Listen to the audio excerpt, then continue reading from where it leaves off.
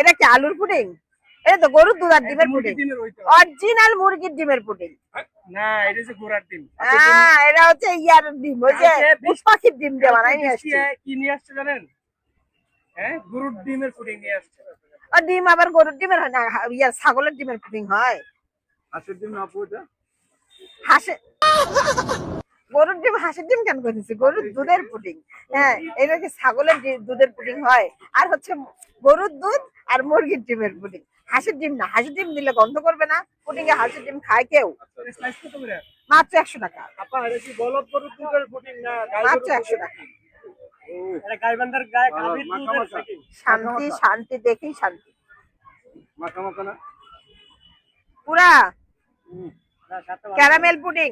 হ্যাঁ, মজা হবে না? মজা অবশ্যই হইতে হবে, কারণ একেবারে শুধু দুধ আর ডিম দিয়েই বানানো, কোনো কিচ্ছু নাই।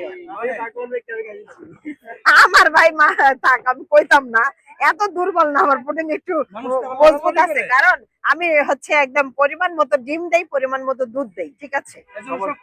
সবার চাইতে ভালো হবে তো? অবশ্যই ভালো হবে, কেন ভালো হবে না?